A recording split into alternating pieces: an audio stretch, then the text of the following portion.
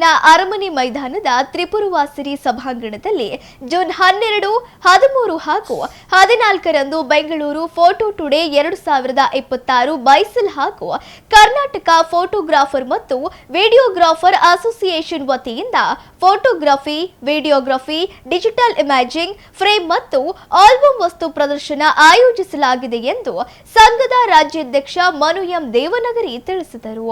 ಸುದ್ದಿಗೋಷ್ಠಿಯಲ್ಲಿ ಮಾತನಾಡಿದ ಅವರು 3 ದಿನಗಳ ಕಾಲ ನಡೆಯುವ ಈ ವಸ್ತು ಪ್ರದರ್ಶನದಲ್ಲಿ photography, videography, digital imaging, frame ಹಾಗೂ ಆಲ್ಬಮ್ ಕ್ಷೇತ್ರದ ರಾಷ್ಟ್ರೀಯ ಮತ್ತು ಅಂತಾರಾಷ್ಟ್ರೀಯ ಕಂಪನಿಗಳಾದ Nikon, Sony, Canon, Godox, Epson, Fuji, SanDisk, Tamron, DJI ಸೇರಿದಂತೆ ಹಲವು ಕಂಪನಿಗಳು ಭಾಗವಹಿಸಲಿವೆ ಎಂದರು.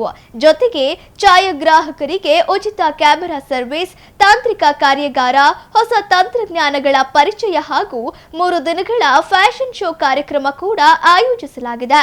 ಕಳೆದ 23 ವರ್ಷಗಳಿಂದ ನಿರಂತರವಾಗಿ ನಡೆಯುತ್ತಿರುವ ಈ ಕಾರ್ಯಕ್ರಮವನ್ನು ಈ ಬಾರಿಯೂ ಅದ್ದೂರಿಯಾಗಿ ಆಯೋಜಿಸಲಾಗಿದೆ. ಜೂನ್ 12ರಂದು ನಟ ಹಾಗೂ ಯುವ ಜನತಾ ದಳದ ರಾಜ್ಯಾಧ್ಯಕ್ಷ ನಿಖಿಲ್ ಕುಮಾರಸ್ವಾಮಿ ಕಾರ್ಯಕ್ರಮವನ್ನು ಉದ್ಘಾಟಿಸಲಿದ್ದು, ಕಾರ್ಯಕ್ರಮದಲ್ಲಿ ದಾವಣಗೆರೆಯ 4 ಜನ ಫೋಟೋಗ್ರಾಫರ್ಗೆ ಛಾಯಾರತ್ನ ಪ್ರಶಸ್ತಿ ಪ್ರದಾನ ಮಾಡಲಾಗುವುದು ಎಂದರು. ಸಂಘದ ಮಾಧ್ಯಮ ಸಲಹೆಗಾರ ಮಾಲತೇಶ್ ಅರಸ್ ಮಾತನಾಡಿ, ರಾಜ್ಯದಲ್ಲಿ ಲಕ್ಷಾಂತರ ಛಾಯಾಗ್ರಾಹಕರು ಮತ್ತು ವಿಡಿಯೋಗ್ರಾಫರ್ಗಳು ಈ ವೃತ್ತಿಯನ್ನು ಅವಲಂಬಿಸಿದ್ದು, ಈ ಕ್ಷೇತ್ರಕ್ಕೆ ಸರ್ಕಾರದಿಂದ ಹೆಚ್ಚಿನ ಸೌಲಭ್ಯ ಹಾಗೂ ಪ್ರೋತ್ಸಾಹ ದೊರೆಯಬೇಕು ಎಂದು ಆಗ್ರಹಿಸಿದರು. ಸುದ್ದಿಗೋಷ್ಠಿಯಲ್ಲಿ ಡಿ ರಂಗನಾಥ್, ಸುಮಾ ಕಲ್ಲೇಶ್, ಬಿ ಮಂಜುನಾಥ್ ಇದ್ದರು. ಒಂದು ಇಂಟರ್ನ್ಯಾಷನಲ್ ಲೆವೆಲ್ ಇದು ಯಾಕೆ ಅಂತಂದರೆ, ಕೇವಲ ಇವತ್ತು ಡಿಜಿಟಲ್ ಮತ್ತು AI ಯುಗದಲ್ಲಿ ಫೋಟೋಗ್ರಫಿ ಮತ್ತು ವಿಡಿಯೋಗ್ರಫಿ ಇರುವಂಥ ಶಕ್ತಿ ಭಾಳ ದೊಡ್ಡದಿದೆ. ಹಾಗಾಗಿ ಆ ಶಕ್ತಿಯನ್ನು ಹೆಚ್ಚು ಬ್ರ್ಯಾಂಡೆಡ್ ಮಾಡುವ ದಿಸೆಗಳಲ್ಲಿ ಕೆಲಸ ಮಾಡ್ತಾರಂಥದ್ದು.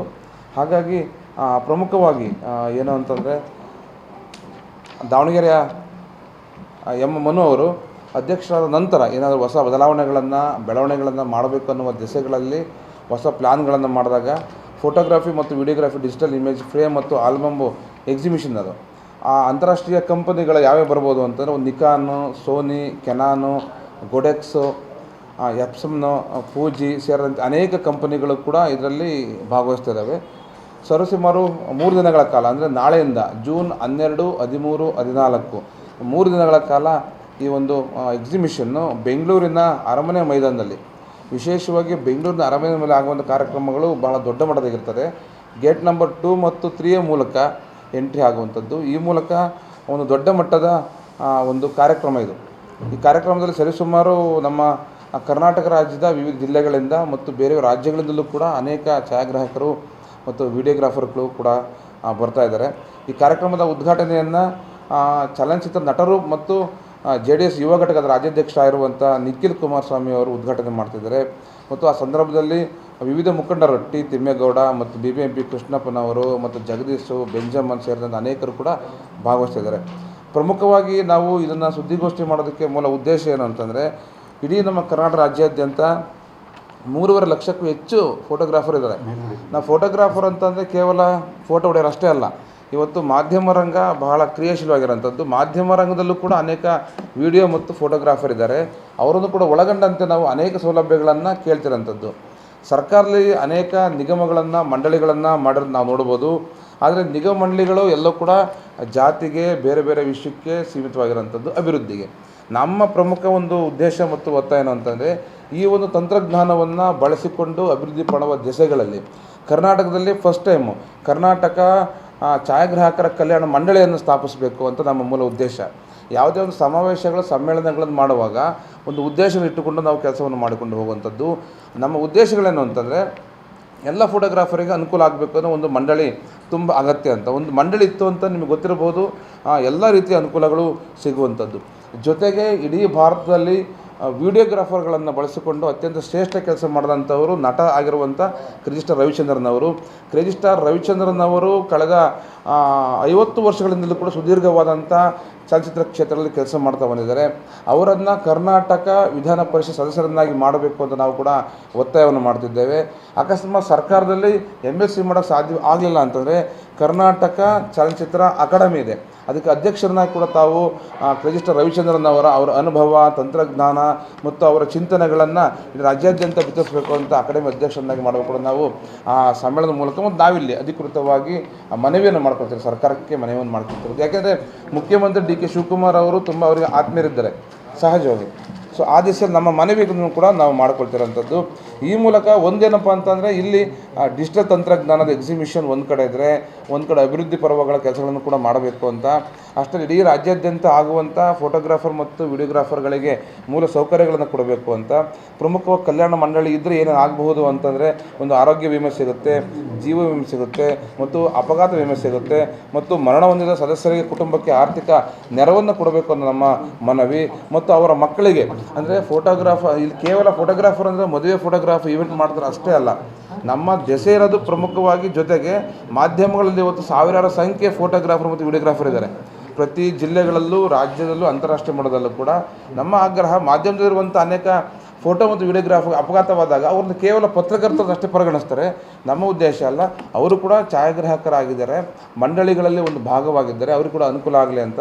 ಆ ದಿಸೆಯಲ್ಲಿ ವೃತ್ತಿಪರ ತರಬೇತಿಗಳನ್ನು ಕೊಡಬೇಕಂತ ವೃತ್ತಿ ಬಂದವ್ರಿಗೂ ರಾಜ್ಯದ ಎಲ್ಲ ಚಾರಿಗೆ ಮನವಿ ಮಾಡ್ಕೊತೀವಿ.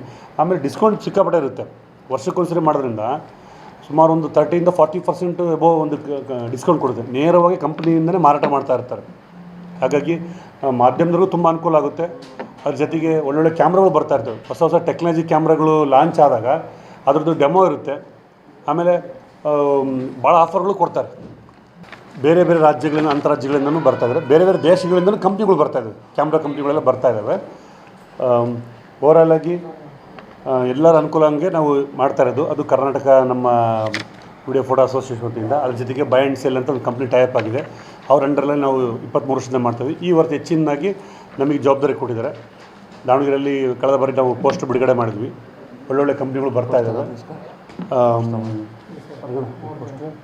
ಈ ವರ್ಷ ವಿಶೇಷವಾಗಿ ದಾವಣಗೆರೆ ನಗರಕ್ಕೆ ವಿಶೇಷವಾಗಿ 4 ರಾಜ್ಯ ಪ್ರಶಸ್ತಿ ಕೊಡ್ತಾಯಿದ್ದಾರೆ. ಮೊದಲೆಲ್ಲ 2 ಕೊಡ್ತಾಯಿದ್ರು.